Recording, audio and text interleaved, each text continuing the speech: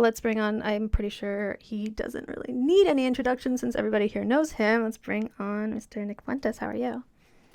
Hi, I'm Yeah, good. How are you doing? feeling good. I'm super excited for this. Yeah, Uh, hey, what's up? Me Nice to too. meet you, brother. Thanks Hey, for and uh Nick. thanks for the opportunity. Yeah, thank you. thanks for the great content. I've been watching the stream and really been loving the whole thing today. I think it's excellent, and I think everybody's been enjoying it. So it's good thanks. to have you guys on here. Cool, thank you. Alrighty, well then let's bring on Mr. Infrared Haas. How are you? Good. How are you? How are you? Doing What's up, good. Haas? Hey, what's up, man? Oz. So yeah, for those who don't know you, Haas, why don't you introduce yourself to everyone? I'm Haas from the Infrared Show, and we've been in this for like a year now. And I'm mainly on Twitch for now. So yeah. Are you streaming to YouTube or anything right now? Nope, not streaming at all. Oh, okay. Then so Nick didn't need to introduce himself then. Although I still don't think he needs to. But all right. So I know that Nick was watching a lot of your debates with Destiny, and I think that probably is what sparked this whole thing. So I guess I will let just Nick take it off, and yeah. Yeah. Hey, how's it going, Haas? What's up? Good myself. How about you? I'm doing good. Yeah. No, I saw your debate with is it Jackson Hinkle or Jason Hinkle? Jackson, yeah. Jackson and Destiny and that other guy. Girl, I don't know what the other one. I don't mean to offend. I know you're on the left, but I don't really know what that was. I don't want to misgender that individual. But yeah, I thought the debate was great stuff. Really great job holding down the fort for Russia. So what? How would you describe yourself? Are you a Stalinist? Are you a Nazbol? What's the situation over there? Not a Nazbol, but definitely 100% Stalinist. And you know, I am pretty heavily influenced. I don't consider myself a Duginist, but like Hmm. I'm pretty influenced by Dugin, and I definitely don't think that Western Marxism Leninism uh, is viable today, right? So I'm definitely drawing from some pretty heterodox sources for my thinking. Interesting, interesting. Yeah, because it's funny you say that because I am a huge fan of Joseph Stalin myself, and I actually got called out by Right Wing Watch this week because I was on a show and somebody said, like, who's your political hero? And I said, well, honestly, it's Joseph Stalin. And everybody's like, oh, well, that's just so, he's a fascist, just like you are. But I think he was incredible. What do you love most about Stalin? Genuinely, I think Stalin. Here's what I think. I think he pursued the correct line under pressure when it was very easy to bend. He pursued a straight path. So that's what I admire most about him. For me, Stalin, he's the man of steel. So it's kind of speaks for itself. So true. It's so true. Yeah, I mean, like all these right wing people, I mean, they say, "Oh, he's this communist, he's a butcher," and like I personally, I'm not a fan of the collectivization of agriculture. I am not a Marxist, so I don't support that. But as far as personal leadership goes, there's something to be said about a guy with a plan and just pushes forward at any cost. Even when it was hard, even when there was resistance, even when it faced sort of these early problems, he pushed through and ultimately was a success. Ultimately, the Soviet Union was collectivized, industrialized, nuclearized. The results speak for themselves. I'm a results guy. I'm a big fan of results, and you can't argue with the results that he produced. It's good to see that because I feel like it's all these like neoliberal types in the middle that would say, "Oh, Stalin was this horrible dictator," and this sort of Duginist left-wing people as well as reactionaries can sort of handshake and say, no, Yeah, I mean Stalin was awesome. one of the important things to keep in mind about Stalin, another reason why I admire him so much, is that not a lot of people know this, but Stalin, when I say he was going straight, he was dealing with threats not just from the right, but also from the ultra left. Trotsky's plan for the Soviet Union was basically to turn it into this kind of like, you know, um, society where 90% of people would basically be slaves, and intellectuals in the cities were going to have tyranny over everyone. So to me, I also think there's a populist element to Stalin where he is really representing that Russian peasant as opposed to the kind of intellectuals coming from the city who were more westernized. And, so to me, there's that aspect as well, is that Stalin was able to resist those ultra fanatical people who wanted to just completely liquidate everything, liquidate culture, liquidate, Russia as a nation, and completely liquidate the Orthodox Church and all that kind of stuff. So that's an important thing to keep in mind as well. Yeah, well, and hang on. I think, can you guys hear me better now? I think I was on the wrong mic Yeah, much better, before. actually. Okay, yeah, everybody was texting me, like, you're on the wrong mic. Yeah, I absolutely agree. And I think that's one of the things where, and it's, let me know what you think about this, because people talk about the so-called red-brown alliance all the time in these circles.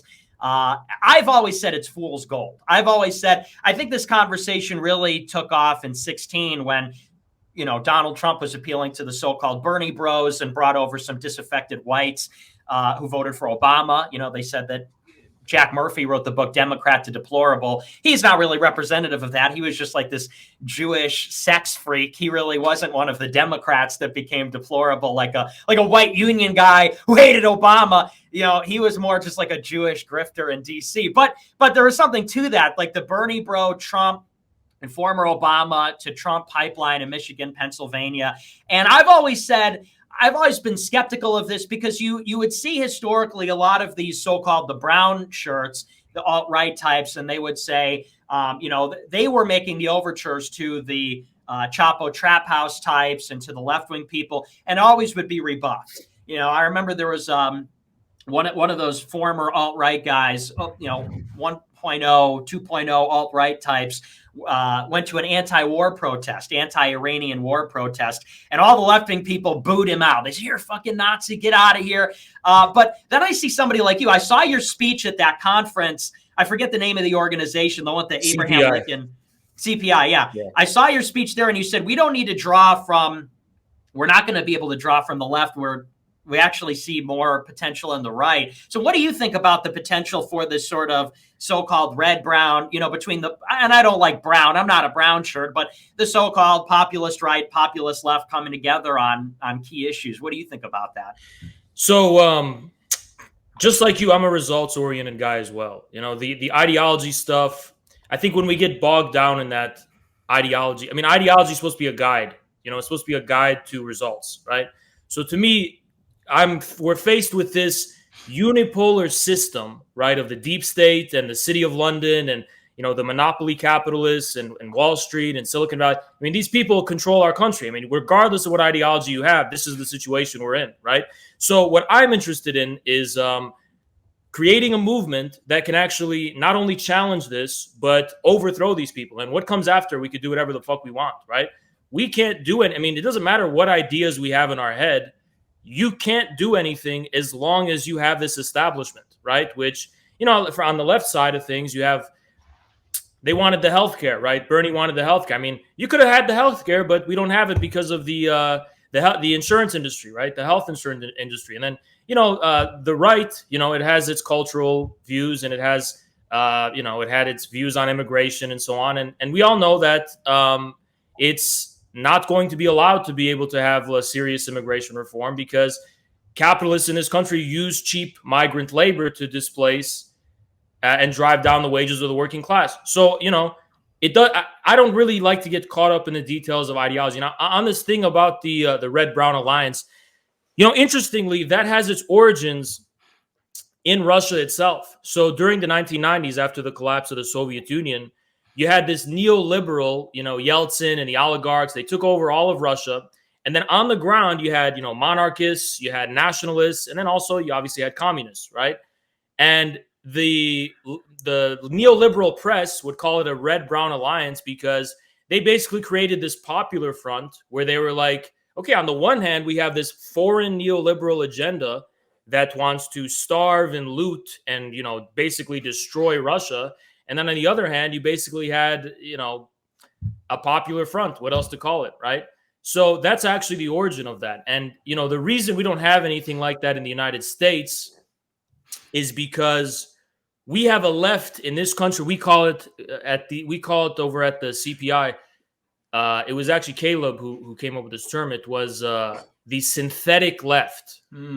So this left that we have was basically created in the laboratories of the deep state and the CIA, and then pushed out into the masses around, the 60s and the 70s with that counterculture and that new left, right? And ever since then, we've had this kind of, the left has been the vanguard of the ruling class's agenda.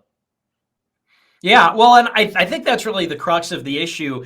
And me and Destiny actually talked about this, and I think he understands now that I'm I'm a good faith actor. I think years ago he thought that I was just like, I was the secret neo-Nazi with like this concealed agenda, and I think now he sort of sees me more as, I do believe in the things that I say. I wouldn't suffer this persecution for the things that I say if I didn't believe in them.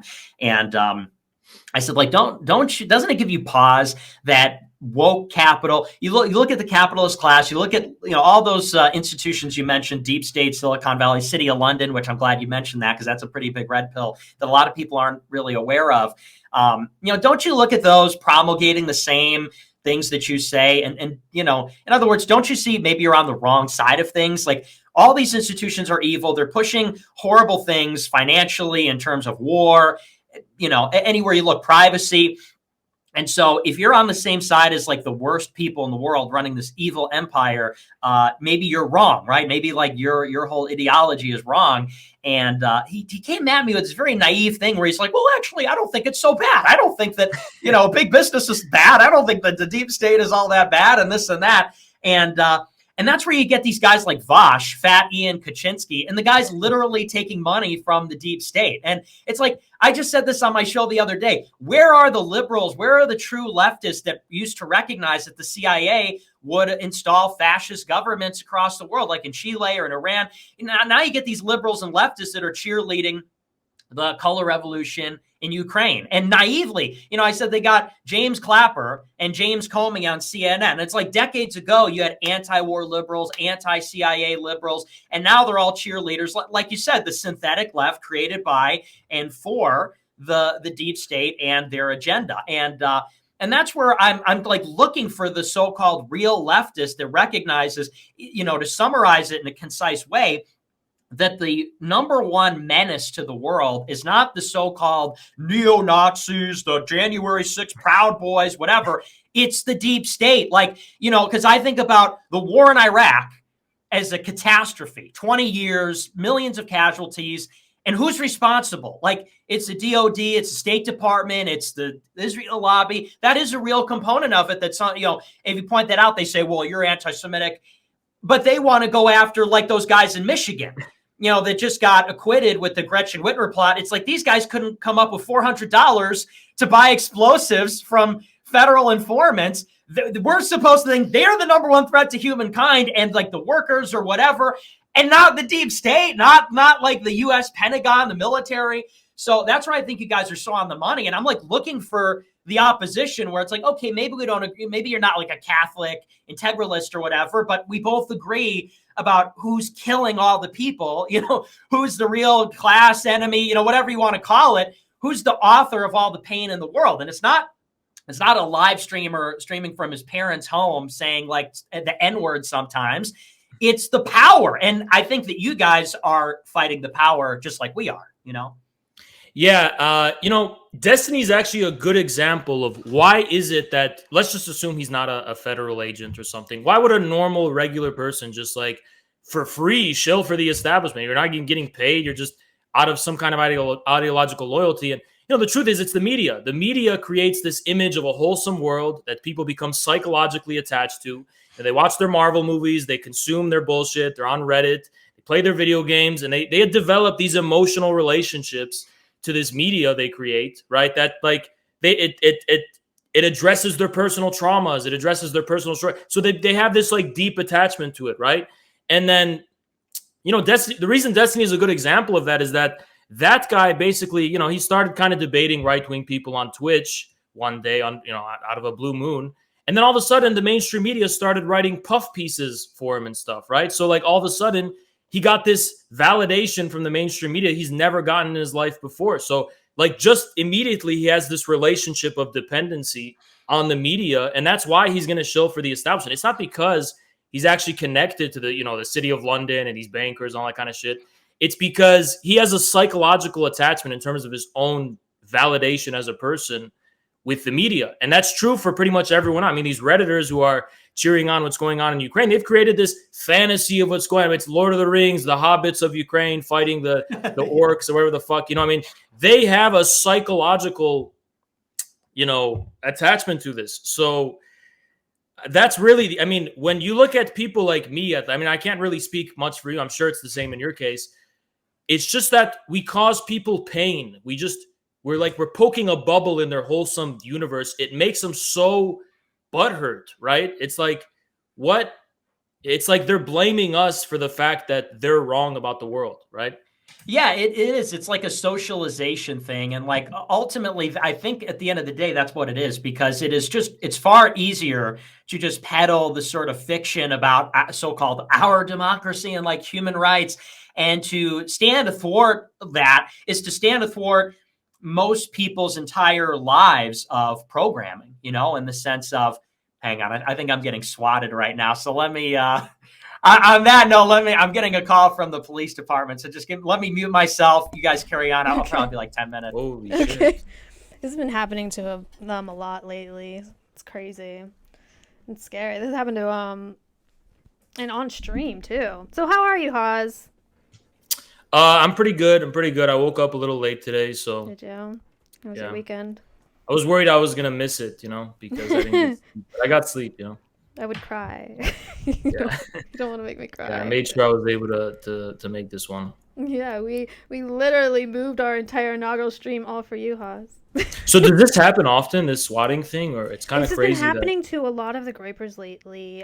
Somebody's Mm. been targeting them for sure. It's dangerous. Like this is really dangerous for whoever. I can't tell what idea is scarier. Is the government doing this, or are there actual human beings out there? I think there's human. I think So- I have my yeah. guesses on who's probably behind it, because there's been a lot of people targeting them lately. I wouldn't know for sure, obviously, but it's just very odd that a certain a competing channel has been like their entire show is dedicated to trash talking these particular people, and those particular people seem to be getting swatted quite often. So it's just a little convenient. I don't know anything about that. Yeah, this is a new world for you. You got lots of gorillas in chat, though. Yeah. You want to I can tell see that, yeah. people what the gorillas mean, for the people that don't know you? Yeah, Gorillas and Sons. It was kind of, when I was at like 20 viewers, and I was giving a speech about how I was sick of communism being like this pussy shit. I wanted, like, what happened to communism with a capital C, right? And then people in chat were spamming those gorillas because I had earlier given an analysis of King Kong, and it was like, I said something like King Kong represents our primordial humanity, and it's defying the deep state, and it's defying the agenda of the, Davos and Great Reset, whatever. And so it's kind of like a, it's primordial humanity, so, and then the sun thing, it was kind of like, I was talking about like communism should be solar. It should be about strength. It should be about, the power and might of the people. It shouldn't be this kind of, eternal victimization and whatever the fuck, leftists had turned it into. So ever since then, it just caught on automatically. So Gorillas and Sons, it just kind of became a meme, I know Justin's been a big fan of yours, so I don't know if Justin, if you want to ask him any questions while we wait. No, I've just been watching a lot of your content. I kind of sit in the shadows and watch. But yeah, you've red pilled me on a lot of stuff. I was like a far leftist, and now I'm more like a tanky, I guess. Oh, nice. Yeah. You and Jack. It's interesting because it's like, even the tankies are divided, and our type of tanky is like very unique. Me, Jackson, and the CPI, we kind of are at odds with like the entire left, including the people that call themselves tankies as well. So, like Justin, I think that's you. Something's Wait, are you muted, Justin? Wait, now it's gone. It wasn't me. Was that Todd? I think so. Yeah, it was probably Todd. All right, Todd. But he wasn't on here earlier when it was doing it. Yeah, I think he was. Oh, was he? Maybe, I don't know. Sorry about that. Go ahead, Haas. Yeah, I mean, there are some so-called tankies who just do it as like it's kind of like a third worldist identity politics thing. And one of the things that sets us apart is that we actually believe in an American communism. So we believe in an American working class, an American kind of like a socialism with American characteristics, as they would say it. So we're American populists, if you will, right? And we don't have this thing where it's like, we don't take the anti-imperialism thing to the point where we hate all of America itself. And we understand there's a difference between the American people and the imperialist deep state and all that kind of stuff. Because whatever's colonizing the world out there, I mean, it's colonizing the people of this country too. You can see how the cities, the coastal cities, are colonizing these flyover states, and you have that same kind of contradiction going on here. Yeah, it's kind of funny what we're witnessing with the Russia-Ukraine thing. I mean, people are so, they have so much amnesia, like they don't even remember like the WMDs of Iraq and how that was propagated, and now it's like this whole what they're doing with Ukraine is just like absurd. And I think you and Jackson both, like your analysis have been spot on. I actually appreciate watching it. Well, yeah, I mean, the Ukraine thing proves that everything they've been saying is bullshit. It's not about ideology. They've been talking about, the MAGA movement, they're all Nazis, they're all neo-Nazis, that neo-Nazis are the number one problem. I mean, I'm sorry, but those guys in Ukraine, right? You got actual neo-Nazis, real neo-Nazis, the ones that are, with the swastikas and stuff. And suddenly it's not a problem anymore because they're serving the agenda of the deep state and the American ruling class. So, this ideological bullshit, that they've created, this narrative, it's total bullshit. It's ultimately going to lead to U.S. intervention. I mean, they're already kind of intervening, but I think we're going to end up sending troops over there.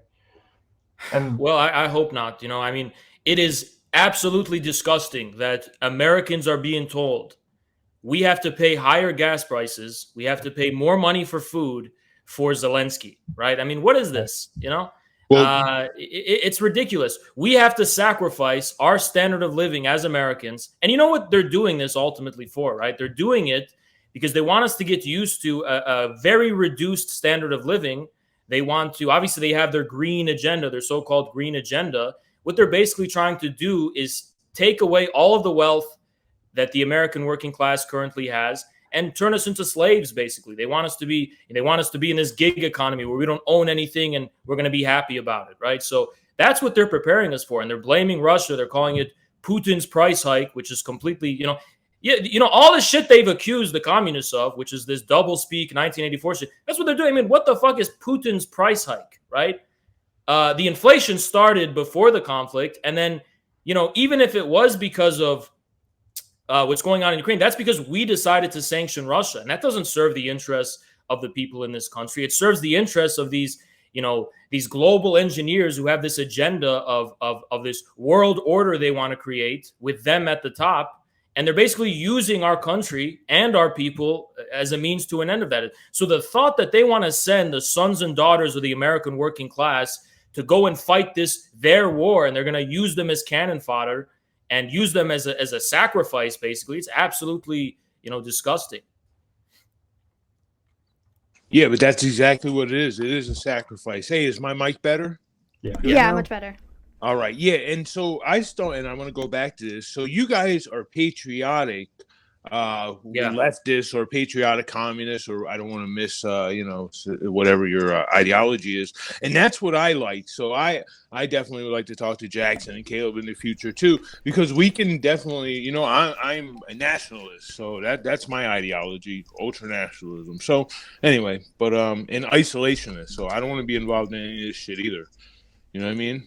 People come home messed up from war, like for 20 years.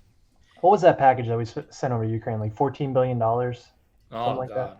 Well, which one? And like we have people in America that can't even they're struggling to even eat. They served in the military. They're veterans and they're homeless. Like there's just so many problems in America that we should be addressing before we start sending aid to, all these different countries.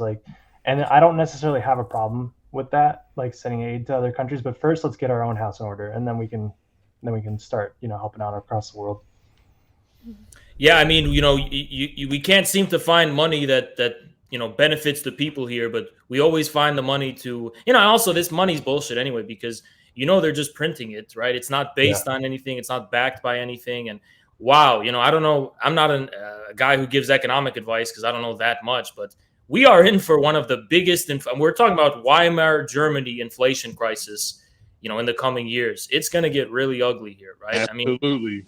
Yep. Yeah, another record high this month, 8.5%. It's crazy. Yeah, it's insane, and they're already like coping about it and saying, "Oh, it's just because of Putin and Russia," and they're, it's getting scary because we have a White House that seems to be comfortable making excuses for really serious problems. And I joked about this on stream. I'm like, let's say there's a famine in this country. I can see Jen Psaki get on the White House, and there's like, what are you going to do about this famine? She's like, okay, we're working on it. We're going to be on it pronto, and we're doing anything I can to work with our partners in the private sector, and we'll relieve this famine. I mean, like, they'll make excuses for anything, right? They'll make it a plan to battle childhood obesity. See, the famine was to battle childhood obesity, so we needed a famine because it is. You're right. It's like bizarro world, clown world. Anyway, every time she gets on the podium, absolutely. Yeah. I mean, people thought the Trump presidency was ridiculous. I mean, this Biden presidency, we are the laughing stock of the world. It's the unprecedented level of incompetence. And sometimes I can't tell. I'm torn. I mean, is it incompetence or is this all part of the plan? Are you okay? Hi, yeah, I'm back. Okay. Yeah, sorry about that. It's just, this is what goes on Cozy. The cops are cool. Every time the cops come over, they're like, "Oh, you're a podcaster? What's the name of your podcast?" And I go, "It's called America First." Like, "All right, you like Trump? Yeah." And so that's fun. Inconvenience, but Haas, this is what they're doing to us. These are the enemies of the people that are doing this. Yeah, I mean, that's wow. I personally haven't gotten that into the toxic yet, but I do have a fair share of very obsessive, very fucked up haters myself, so I understand that. Yeah, no, but that's because you're doing something right. I saw you go off about being Mongoloid. Someone called you a Mongoloid, and you were like, "My ancestor killed your ancestors." That was based as fuck. That was awesome. Well, and here's the thing. What you said earlier was interesting to me. You said that you're not ideological, which I feel the same way. Like, I feel like I want the government to serve the people. And, it's not about like, we have this doctrine of ideas and things. It's like, as far as healthcare goes, you have these like people on the so-called right, and they say, well, we need like a market-based solution because free markets means political freedom and, all this crap. And you got people on the left that say, well, healthcare is a human right. And that's like, let's just give the people healthcare, like whatever works. Like, obviously we want people to have healthcare. It's ridiculous right now. I mean, healthcare is insane the way it works. It is way too expensive. And you could blame some of that on the government, some of that on, I would say a lot of it's on the government, on administration and Medicare and all that. But regardless of that fact, we want people to have healthcare. And that's just like one example where the right to their grave will be like, no, it has to be a certain way. I don't care. And I think that's where Putin, like you as a, maybe more of a Marxist bent and me with like a definitely Catholic bent, we both look at him and say, well, here is just a leader. Here's an autocratic leader who took his country and, like you said, defended it from these hostile foreign interests and raised the standard of living, raised the GDP per capita, made Russia truly sovereign and autonomous and independent from the global system. And like literally who would be opposed to that? People say, well, but it's not a liberal democracy. Who cares? It's like we're a liberal democracy and everything sucks. Europe is a liberal democracy and everything sucks. It doesn't actually matter what the system is or the idea is. Let's just have good outcomes. I happen to think autocracy is better. What are your thoughts on that? Do you suppose? I think that really you can have autocracy or oligarchy. I don't think there is a democracy. And I just think autocracy is the way to go. But what do you think about that and the rest of it? The thing about democracy I like is older. I like the demos, the people aspect of democracy. I think actually Russia's more democratic than here because we have an oligarchy, right?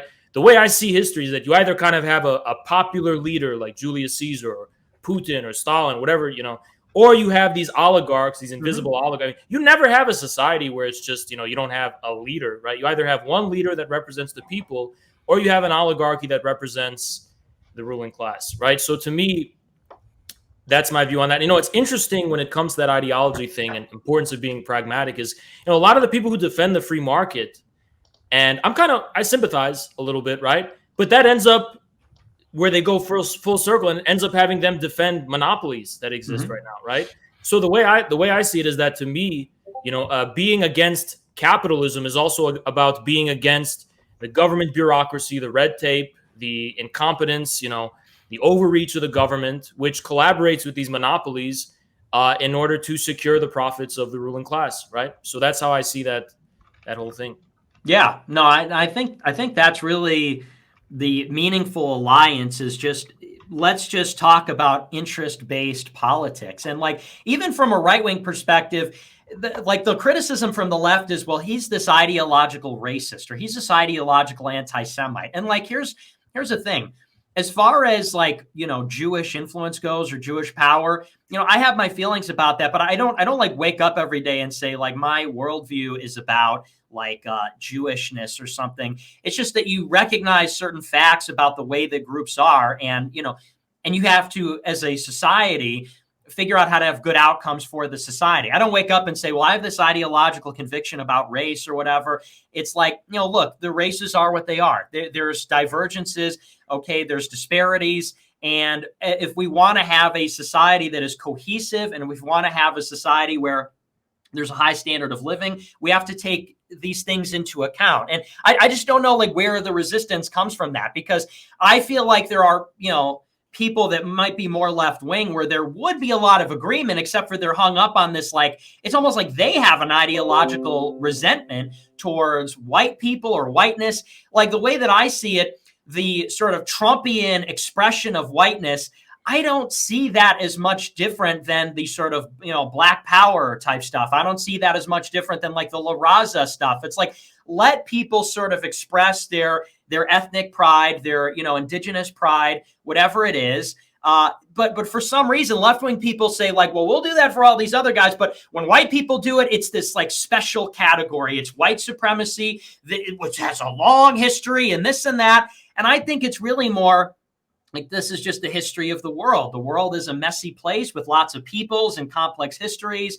And, we're all going to try and fit into America. And under no illusions about the fact that America is no longer a completely white nation. And I don't think that's on the horizon in the future. So it's really just a question of how are we going to get a regime, and how are we going to get policies where there's not ethnic conflict? How are we going to get a regime and policies where there's rising standard of living and cohesion? And, like Russia's a multicultural, multi-ethnic society, and I don't look at that and say, well, that's horrible, it needs to be purged. It works.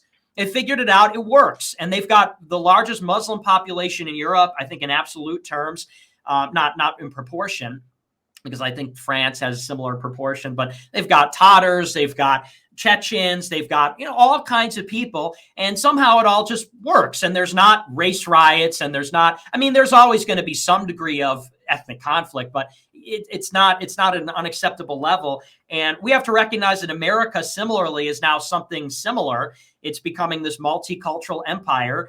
And there was maybe a generation in this dissident right space that sort of rejected that. I thought that was sort of just denial. It's just denialism. It is the way that it is. We now have to govern America like an empire. We just now have to govern America the way that it is. Can we arrest some of these trends? Yeah, I think we should shut down immigration.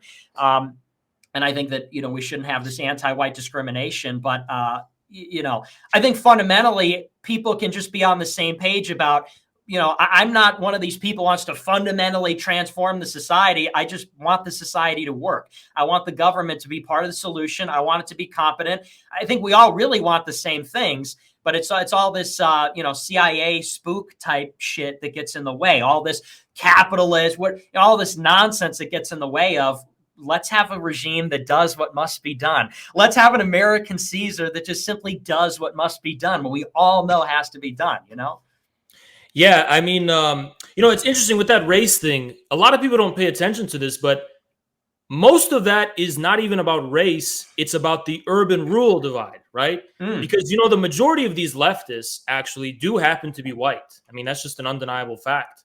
And they're using the race card in order to beat down the rural white working class, which they kind of have power over, right? They don't want the middle America to rise up because they don't like the fact that middle America, you know, they're not politically correct, they're more vulgar. It's every kind of prejudice every single ruling class has ever had about, you know, the masses in history, right?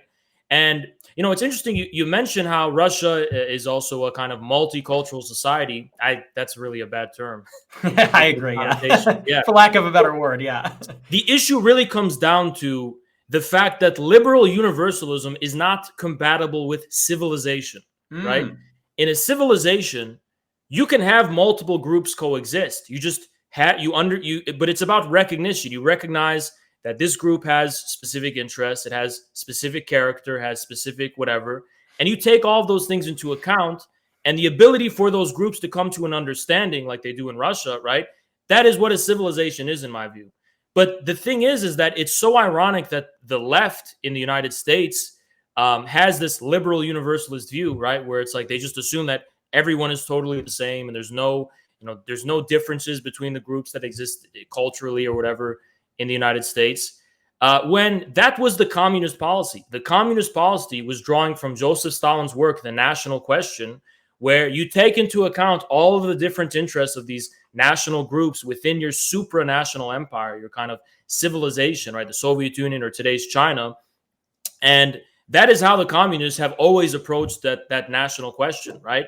It's just that we have a synthetic left in America and parts of Europe that took over recently, which has completely kind of erased that more pragmatic, realistic view, right?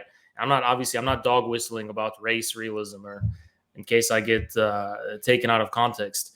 I'm just talking about a one that reflects actual reality, right? And you know, the thing I'm noticing too, as a kind of final thing, is that as an American communist, we Americans don't have a civilization yet. I want us to build a real American civilization, right?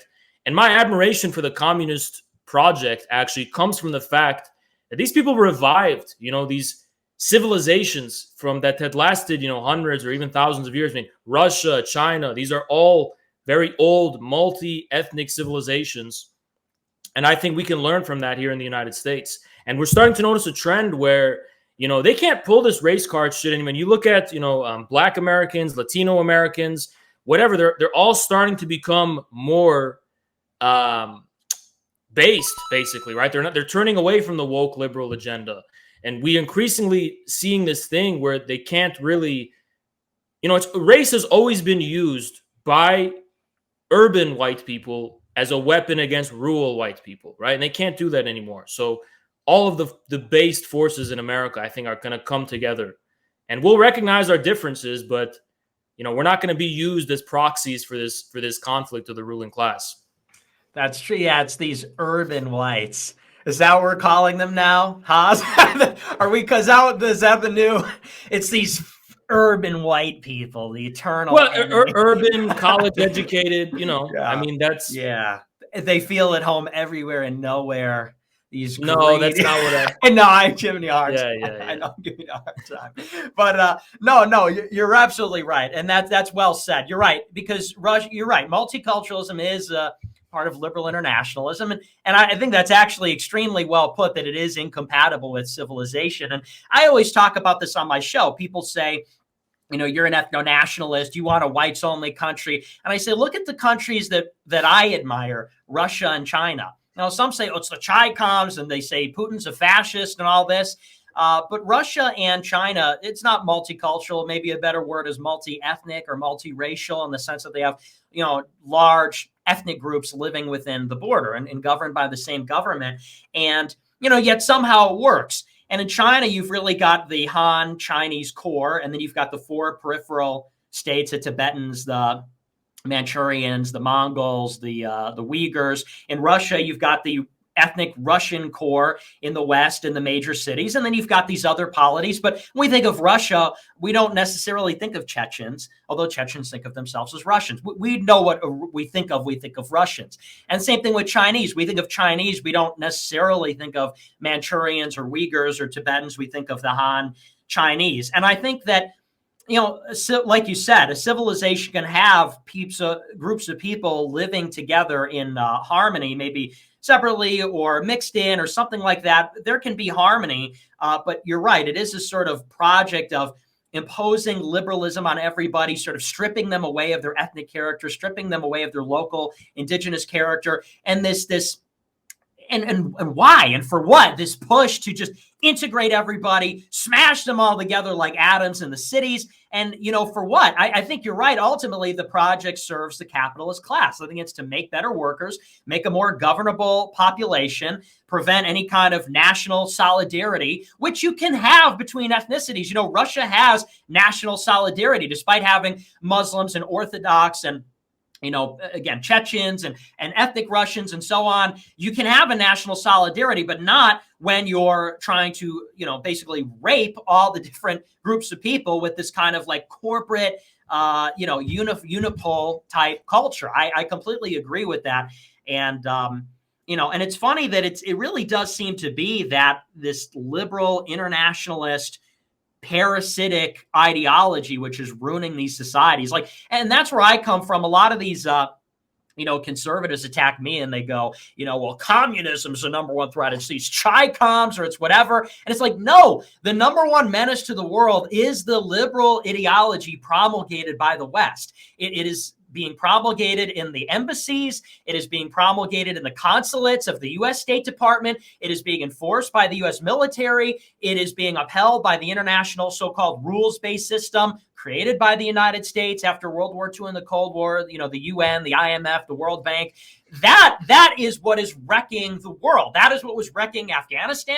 That's what's wrecking Eastern Europe. That's what's wrecking everything. And in its wake, they say, well, it's these autocracies on the rise. Erdogan, Assad, Putin, Xi Jinping. It's like, no, that's the reassertion of civilization. That's the reassertion of sovereignty, of national identity, of these sort of autocratic leaders asserting independence from the oligarchs. I support that. I don't think it's even really it's not an ideological statement to support that. If anything, it's the negation. That's what I always say. People say, you're a Russia shill, you're a China shill. I don't necessarily support China in itself. I have no kinship with Russia. I support China insofar as it is not the United States, insofar as it is not liberal international, and same with Russia, and same with the Taliban. I don't love the Taliban. I don't live in the Afghanistan. I don't know if I agree with chopping off hands and all that, but I'm not Afghan. It's not my place to say what their government should be. It's not the U.S. military pushing all this woke. Women have to vote. Why? Why do we get to say that? So, and that's where I think there's a broad potential for consensus, I think, between people, sort of these unassuming, unexpected allies, like people coming from a Marxist position or from a reactionary position. Yeah, that is the American way from the start. And we were not supposed to interfere with the political business of all these other. The founding fathers, they said this directly, right? And it was only really until our country got hijacked by the British Empire again, right? And this is especially after World War II, where we started to have this view where we're going to have a unipolar American system where we're going to impose our ideology on the whole world. But, it's not really ours because it only serves the ruling class. And that brings me to the point is that, multipolarity, which is, it's what we're talking about here, that there's these new poles emerging. We also need to have an American polarity, right? We need to have an American kind of way, right? And I think that's what separates me from most other kind of tankies who are, pro-Russia, pro-China, is that I actually don't just think we should just cheer on Russia and China, right? We also have to build something here, and we have to assert America's sovereignty, against this kind of deep state and against this kind of, more global agenda that they have, right? For a unipolar world. So there has to be an American civilization. There has to be an specific American polarity with its own, characteristics. Yeah, that's where we come in. That's where America First comes in, because we come in and we say, let's have a truly sovereign, like that's Michelle Malkin. That's her show. Her show is called Sovereign Nation. And it's about restoring sovereignty, true sovereignty to America. Because, and that's actually a really profound statement, because you're right. America, like the other nations, is enslaved. It's been hijacked, and it's being used, because the power of the American regime comes from the economy of the American nation, and the economy is the people. They're and maybe there's like a Marxian analysis. They're sort of stealing the productive potential of the American country, its resources, its workers, its capital. And they're using that to build their military, their mercenary army, and they're sending that mercenary army and its Navy and the Air Force around the world to enforce their ideology. And so it's literally like a brain parasite attaching itself to the country. And so you're right. And I think that's a very important distinction, because the criticism that I hear sometimes from people on the right-wing side is they say, well, you're devolving into third worldism, and you're championing these other countries at the expense of the American cause. And, there's a fine line between hating your country and sort of hating the regime. And I think you're right. That's actually a very important thing, is not just liberation for so-called Palestine or liberation for Russia, but liberation for America. Liberate America from DC. Have a government that harnesses the productive capacities of the American land and the American people in the interest of the Americans, and not in a way, not for liberalism, not for capitalism, not for whatever, but for the people. And we're a rich nation.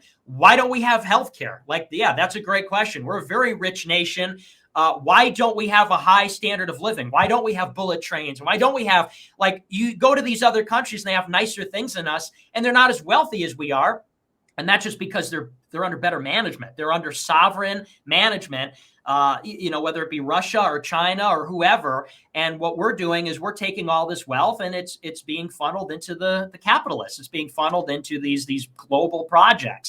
So that's a very good point. It's a very important statement. Yeah, I mean, you've seen what this ruling class has done to the economy of this country. They've deindustrialized us. They're trying to diminish our productive capacities, actually, because they don't believe in an economy that's based on real things or real labor or real hard physical stuff. They believe in an economy that's based on financial abstractions and derivatives, and then on the other hand, tech, whatever that fucking means. So, part of this is also about reindustrializing America. It's also about bringing the factories back, bringing back our manufacturing capacity, our productive capacity, building infrastructure, building trains, building fusion energy, and that's kind of where what I admire so much about China is its developmentalist economy, right? And the way I see it is that when I praise China, I praise Russia, I want to draw all of these positives and learn from them, so that we can give the economic sovereignty back to the American people, which was also robbed of us. I mean, America's not really a sovereign economic power. I mean, to have sovereignty, it has to actually be grounded in these definite industries which serve the people of that country, right? We are ruled by the City of London. We are ruled by, financial institutions, BlackRock and hedge funds and banks and all this kind of shit. So to me, there's also that battle. You talk about Dugan, he talks about the land power versus the sea power, right? Yes. Same thing with that is also that kind of, industry versus finance, right? And it's kind of the same thing we're talking about. Absolutely. Well, and that's why it's been so incredible to watch Putin and this sanctions regime that we put up against them. And of course, it doesn't work because Russia has real things. We're going to ban your banks from doing business with the world. And guess what? They make oil. They make natural gas. They grow food. They make things. So our conception of economy is so wrong. Well, their GDP will contract by 10%. Okay, well, they have oil and they have gas and they have the things that a society needs. Europe does not. Europe does not produce natural gas. Europe does not produce the petroleum products they need. They do not produce the wheat and the corn and the grain that they need. And that's why, Russia will have a diminished GDP. Their economy will contract or whatever on paper, but Europe is going to be cold during the winter. They will be cold and they will be hungry and they'll have to ride their bikes to work because they don't make things. And that's so true. How can you say that you're an independent, sovereign nation when you don't make the things you need. You know, like if I have to go to the store to buy food, well, I'm completely dependent on the store. And so in some sense, I'm kind of, and it's not a perfect comparison because you have scale, obviously, and it's not, you know, you have the fallacy of composition, but I'm dependent on someone else. So I can't, that relationship then is very vital to my survival in a real tangible sense. It's also true what you said about the land versus the naval power. And that's a big part of, maybe it was inevitable that America would become this way, like the United Kingdom. You know, some people say it's this Anglo thing, it's this individualistic thing, but the UK is an island. You know, and the United States is, in a sense, was an island because it was bounded by two oceans, and so was a naval power and dependent on trade. Although it wasn't always that way. Some would say the Civil War is a big part of why we are the way we are, because the North triumphed over the, you know, the agrarian South. But it's true. Develop the land, develop the industry, make things again. That was a big part of the Trump agenda was, you know, buy American, hire American, reindustrialize. I don't know if that was really achieved, but that is a big part of it as well. How can we say that we're sovereign when we're so dependent on international trade and when we buy all of our manufactured industrial things from the third world, from India, China, Malaysia? What are your thoughts on Trump? Did you support Trump, or what? I'm curious what your thoughts are on him. So, you know, I believe in having an independent working class party, right? So obviously I didn't vote Republican. I've never voted in my whole life. But let's just say it was very exciting when Trump won. We were looking at that with a lot of, you know, excitement and curiosity about to see what would happen. But, you know, although I sympathize heavily with the MAGA movement, I have to say Trump, it was very disappointing, you know, how that turned out. You know, he kind of was still in bed with the Republican establishment. He had those people, Pompeo and Bolton, and, you know, they had their kind of agenda. And then the whole thing about, you know, with the Middle East and stuff.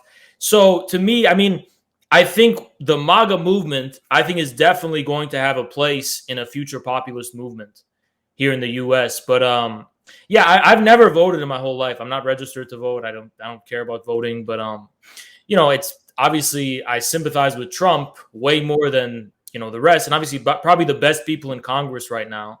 Because, you know, I tend to focus on geopolitics the most, because geopolitics is a proxy for our ruling class. You know, people like, what's her name? Taylor Greene. What is it? Oh, yeah. Marjorie Taylor Greene. Yeah. People like her, they're like the most promising people in Congress right now. And she's obviously part of that MAGA movement as opposed to the establishment Republicans.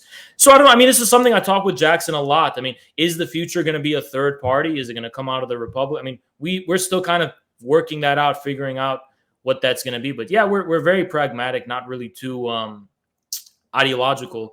But, you know, when it comes to America, right, I think this country has always been an unfinished project. Right? 1776 to me was the beginning, right? It wasn't the end of everything. It was the beginning, right? We have to build on that more, because this country still had a lot of influence from that British Empire, which we kicked out, you know, and that's also responsible for why we became a naval power, despite being such a big kind of landmass, right? And not a small island. And Canada has also played a big part in that, obviously. I mean, Canada has been used by the British for a very long time to, you know, influence and sabotage our country. And to me, though, I think we do need to keep in mind, right? I'm kind of hopping from one thing to another, but the agenda that they have for us when it comes to deindustrialization, making all of our standard of living poor, the kind of so-called green agenda, it's basically like these monopolies that are in power right now, they want to stay on top. They want to prevent anyone from being able to get wealth to be able to challenge them, right? And ultimately, what that involves in is an agenda that ultimately is going to be depopulation, degrowth, deindustrialization, and it's all to be able to maintain their position on the top. So, you know, you look at why do we have this inflation crisis? Why after COVID did all this shit happen? I mean, it's all, to me, it's very clearly part of an agenda. You know, you'll own nothing and you'll be happy. You know, in the words of Klaus Schwab. Yeah, absolutely. I think that's so based. And I agree with you. I mean, I don't think you'll find many true believers in the Trump revolution that weren't disappointed by the fact that he was sort of what's the word? Sort of acclimated, assimilated into the establishment. We have this sort of expression. I heard this from someone that worked in the White House. He told me that, Trump ran as an independent in 16. He ran as a Republican in 2020. And I thought that's such a succinct way to put that. And that kind of summarizes the transformation that occurred. It's just night and day. Because in 16, he was saying things like, the World Trade Center came down under your brother's reign. So that was awesome. I was like, let's go.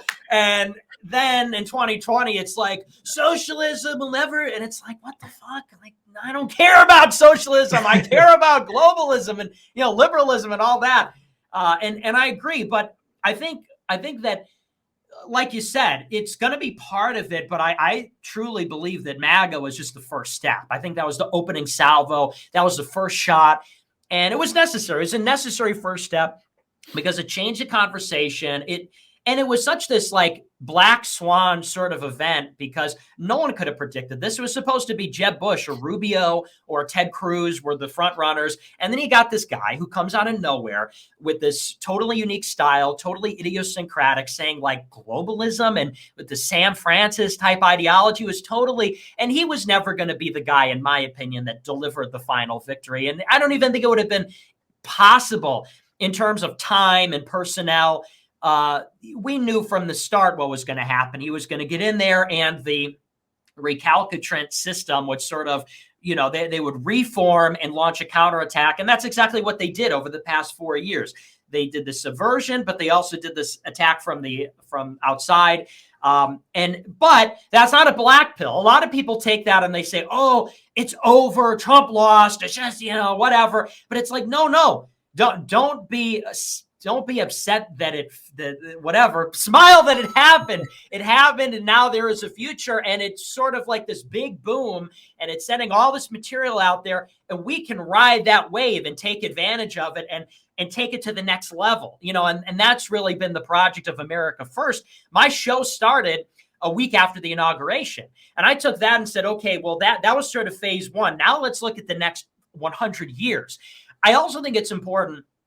And you're so right about how 1776 was the starting point, because I see this on the left and the right. A lot of people are sort of ready to abandon America, and people blame like America for the problems. It's not America. It never was. The founding was based. The Americans are based. The country is based. It's this fucking subversion that's gone on, which is wrong. And it's sort of like attacking your body instead of attacking the cancer. The body's not the problem. The cancer is the problem. And I think a big part of what is going to animate the movement, the character of the movement, is going to be an American patriotic sort of nationalistic fervor.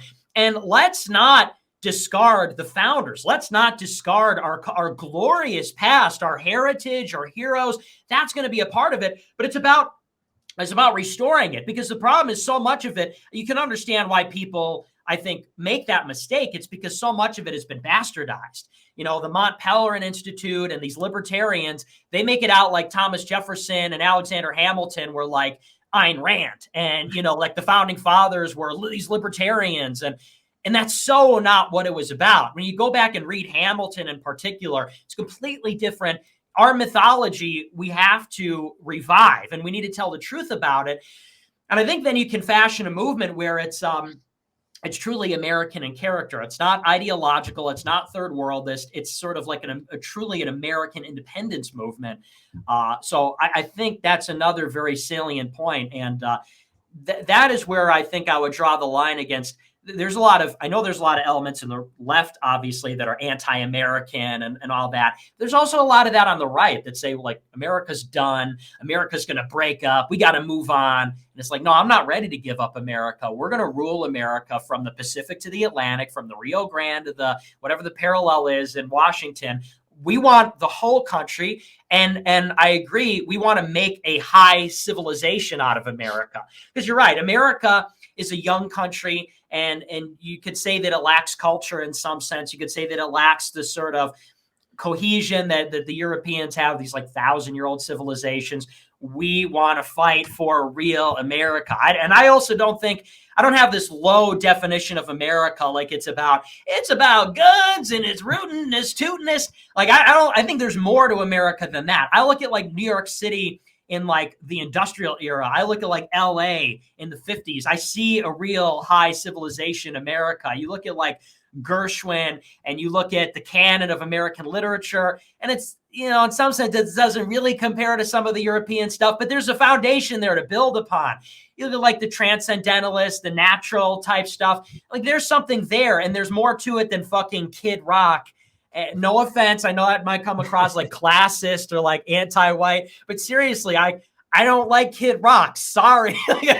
Glenn Miller, not Kid Rock. We want Glenn Miller and Benny Goodman, not fucking Kid Rock, okay? So I agree with you. That's a very important thing as well. Yeah, I mean, you know, I'm glad you mentioned transcend. We have such a rich literary, intellectual, and philosophical tradition. I mean, you look at authors like Jack London, you know, you look at Steinbeck, you look at these people. You know, I mean, this is what we should be teaching our kids in schools, by the way. We're teaching a bunch of fucking bullshit. And meanwhile, we have this authentically American, you know, literary canon. I mean, I don't want to get sidetracked, but, you know, also back to Trump. That's actually what I was going to say is that, you know, as someone who's very aware of the history of anti-establishment movements in this country, I mean, dating from the Farmers Alliance, the Populist Party, you know, all the way up to, I don't know, Ross Perot, and then you had Ron Paul, right, which was something people forget. But, you know, Ron Paul was that was like the biggest threat to the government for a long time, you know, for the 2000s and the 90s, in my view. I mean, it was a real movement, right? I have to say, I mean, Trump, that was a treat. I feel like that was just a treat. We're probably not going to get that for a long time. You know, it was just a fluke, a one-off where the establishment got caught with their pants down. We had 4 years of, you know, but also I'm more optimistically, I mean, it was irreversible. It changed American politics forever. I mean, you can't go back to normal. I mean, they're trying to, the so-called adults are back in the room. I mean, fucking Biden, I think he's a little too much of an adult, if you ask me. I mean, maybe pushing about, you know, maybe 10 or 20 years too, you know, adult.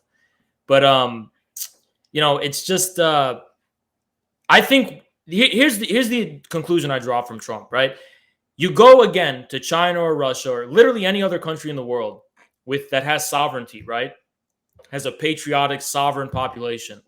And they love Trump. They thought Trump was great. I mean, they thought he was funny, but they were like, oh, we prefer. I mean, Africans love Trump. I don't know. A lot of people don't know that. Think Trump is a huge racist. I mean, if you go to Africa, those people really liked Trump. I mean, they liked him better than anyone else. They liked him better than Obama. They liked him better than, you know, any Biden, obviously.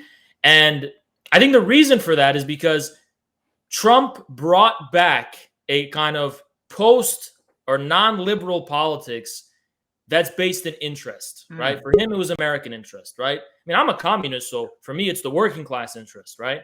Also American, but yeah, So you have this liberal universalism where you just have this idea where it's like, oh, we have a liberal democracy, and you know the president is just supposed. There's no class conflict going on. There's no conflict at all, underlying conflict. It's all just, you know, a liberal democracy where it's about, you know, making sure that the mainstream media and whatever have all the freedoms, and the Wall Street has the ability to do whatever it wants, and we call that the free market. Even though they're monopoly capitalists and there's no free market whatsoever. So that's why Trump was so significant. Yeah, that's not reversible. But to be completely honest with you, as far as where to go forward from here, I think it's kind of a tough question. You know, I know the Republicans are going to clean house in 2022 for the midterms, right? But is that going to be the MAGA Republicans? I don't think those Republicans are loyal, right? That Republican establishment. So it's a big question, you know?